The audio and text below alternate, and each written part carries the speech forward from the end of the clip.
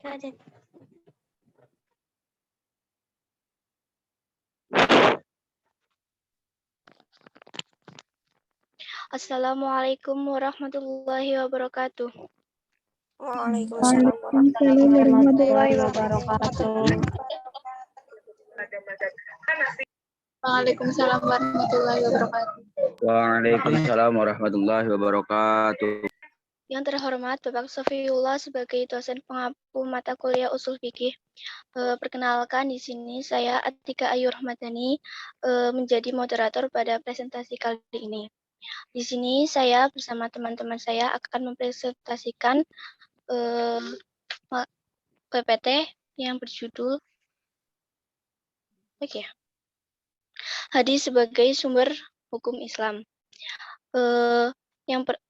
Yang beranggotakan yang pertama Atika Ayu Rahmadani, 2 Setia Khairul Anas, yang ketiga Hana Dwi Aprilia, yang keempat Zilzian Janfar Pratama, yang kelima Siti Rahmawati. Bentar, PPT-nya kelihatan apa enggak? Kelihatan. Enggak. Oke, baik, langsung saja untuk materi yang pertama akan disampaikan oleh Anas. Kepada Anas dipersilahkan.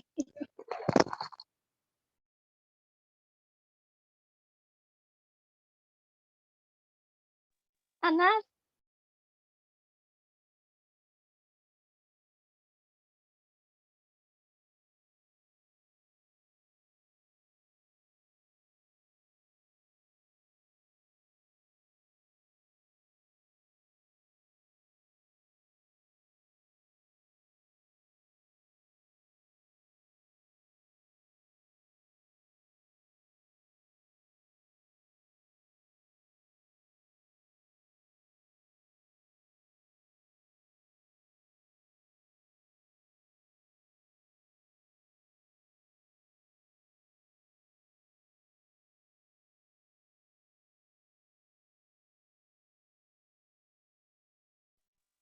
Anas.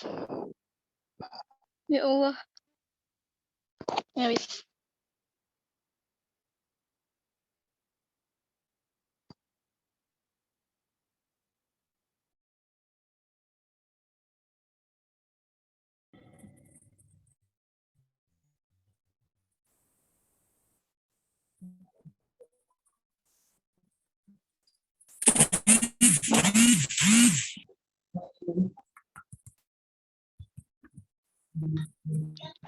Assalamualaikum warahmatullahi wabarakatuh.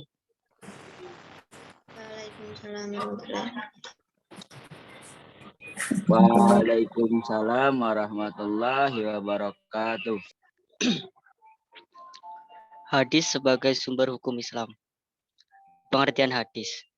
Kata hadis diambil dari kata dasar huruf Arab, sa, zal, dan kho. Dan menurut Ar-Razi, hadis adalah adanya suatu setelah tidak adanya sesuatu.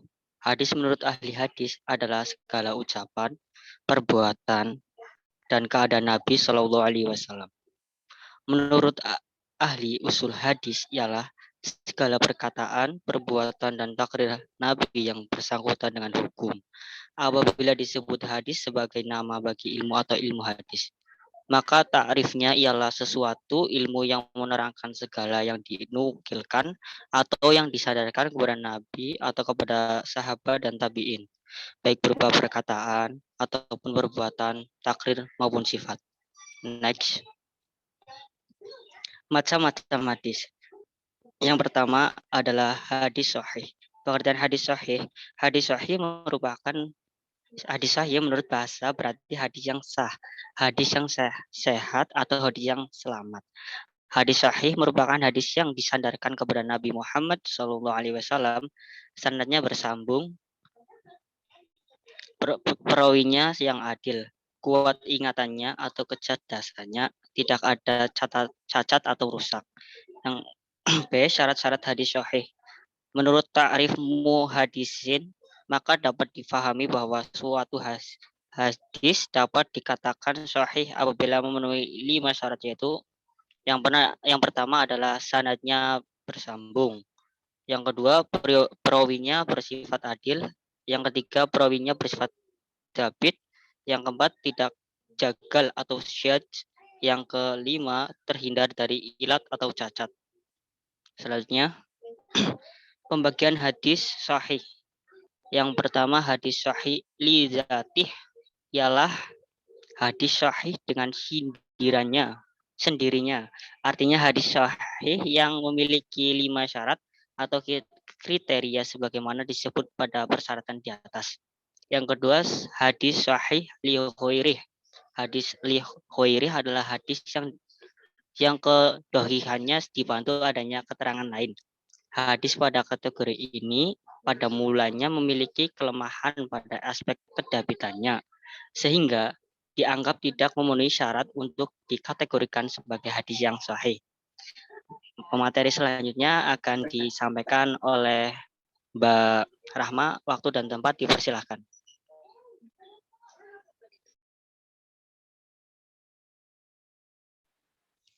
Ya, yang kedua ada hadis hasan. Pengertian hadis hasan adalah hadis yang tidak memperlihatkan kelemahan dalam sanadnya, kurang kesempurnaan hafalannya. Di samping itu pula, hadis hasan hampir sama dengan hadis sahih. Perbedaannya hanya mengenai hafalan, di mana hadis hasan rawinya tidak kuat hafalannya. Syarat-syarat hadis hasan. 1. Para perawinya yang adil. 2. Kedhabitan perawinya di bawah perawi hadis sahih. 3. Sanad-sanadnya bersambung. 4. Tidak terdapat kejanggalan atau syadz. 5. Tidak mengandung ilat. Next. Pembagian hadis hasan. 1. Hadis hasan li dzatih. Hadis hasan li dzatih adalah hadis hasan dengan sendirinya, yakni hadis yang telah memenuhi persyaratan hadis hasan yang 5. Yang kedua, hadis hasan li ghairih. Hadis hasan li ghairih adalah hadis hasan yang bukan dengan sendirinya. Artinya, hadis yang menduduki kualitas hasan karena dibantu oleh keterangan hadis lain yang sanadnya hasan. Yang ketiga ada hadis dohif. Pengertian hadis dohif. Hadis yang di dalamnya tidak terdapat syarat-syarat hadis sahih dan syarat-syarat hadis hasan. Pembagian hadis dohif.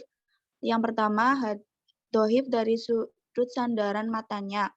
Hadis mauquf ialah hadis yang diriwayatkan dari para sahabat berupa perkataan, perbuatan, dan takrirnya.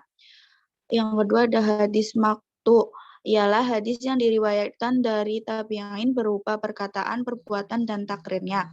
Yang kedua ada dohif dari sudut matanya. Hadis syadz ialah hadis yang diriwayatkan oleh para perawi yang sikoh atau terpercaya. Akan tetapi kandungan hadisnya bertentangan dengan kandungan hadis yang diriwayatkan oleh para perawi yang lebih kuat kesikohannya. Ya, saya kembalikan kepada moderator. Untuk materi selanjutnya, Mas Anas, silahkan.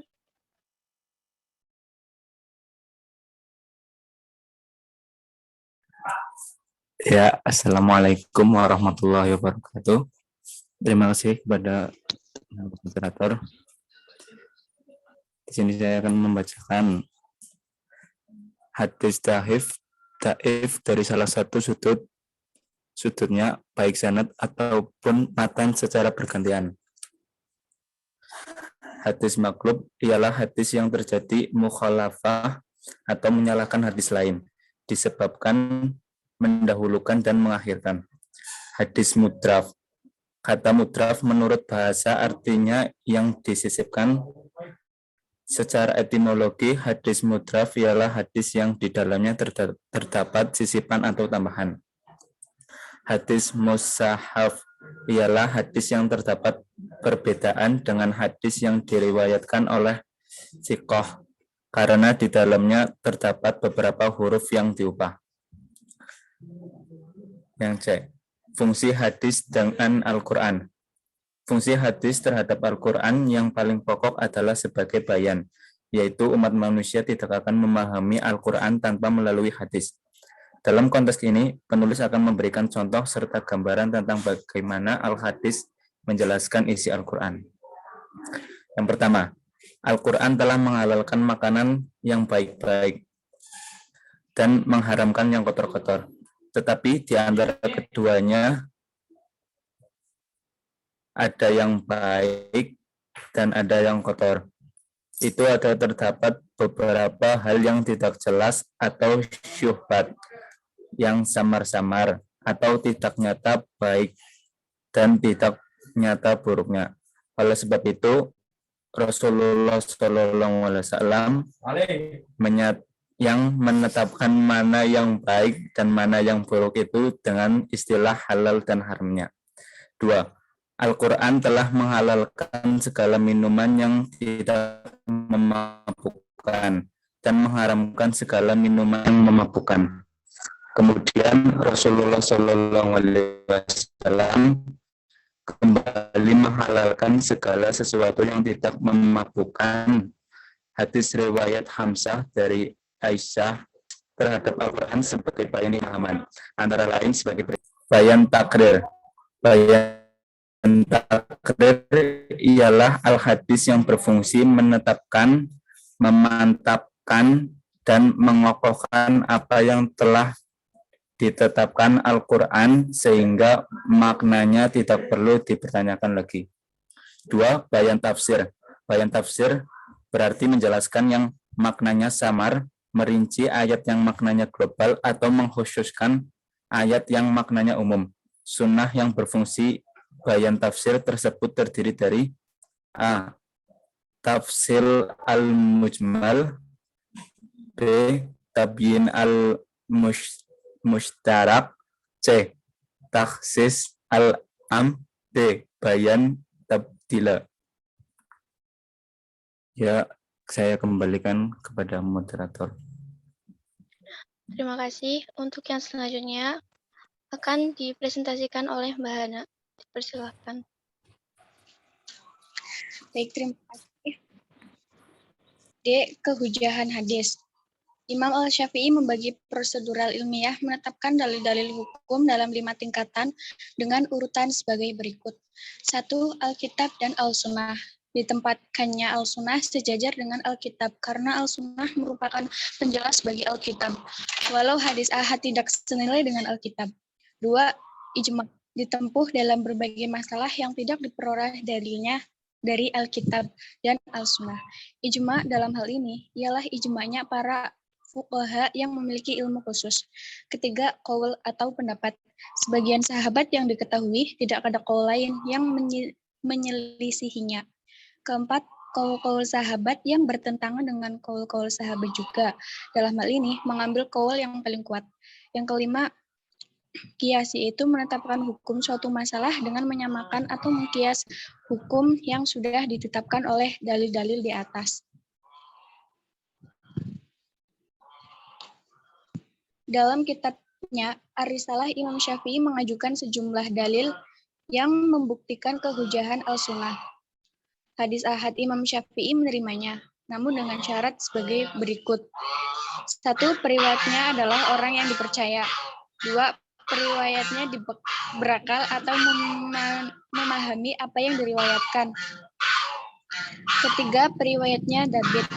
4. Periwayatnya benar-benar mendengar hadis itu dari orang yang meriwayatkannya. 5. Periwayatnya tidak menyalahi ahli ilmu yang juga meriwayatkan hadis yang sama.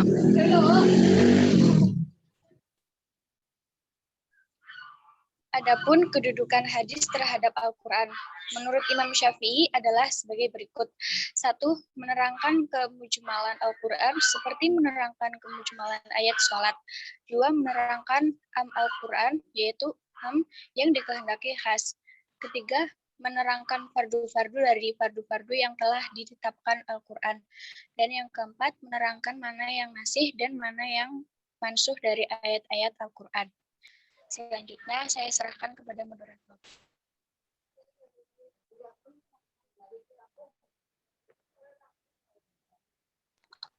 Kepada Mas Silzian, dipersilakan.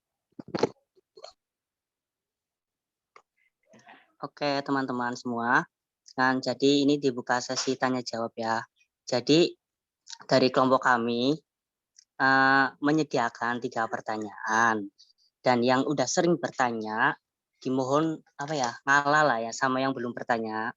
Jadi di kelas kita itu imbang, jangan condong ke itu aja. Jadi Aku selaku perwakilan dari kelompok 2 membuka pertanyaan untuk yang belum pernah bertanya di semua mata kuliah lah. Monggo untuk pertanyaan, monggo diketik di grup. Terus yang udah pernah bertanya, udah sering bertanya, ya mohon jangan itu dulu ya. Betul. Jadi aku pengen lihat keaktifan dari semuanya loh. Jangan condong dari itu aja. Setuju. Ya oke. Kita lanjut di WhatsApp grup ya. Ya sekian dari saya. Wassalamualaikum warahmatullahi wabarakatuh. Waalaikumsalam warahmatullahi wabarakatuh. Waalaikumsalam warahmatullahi wabarakatuh. Terima kasih untuk para pemateri. Selanjutnya, kami tutup presentasi pada kali ini. Mohon maaf jika banyak ada kesalahan. Kita lanjut di grup WA ya. Dibuka pertanyaannya cuma 5. Terima kasih. Sama yang masih izin ngomong ya. Didengerin. Oke.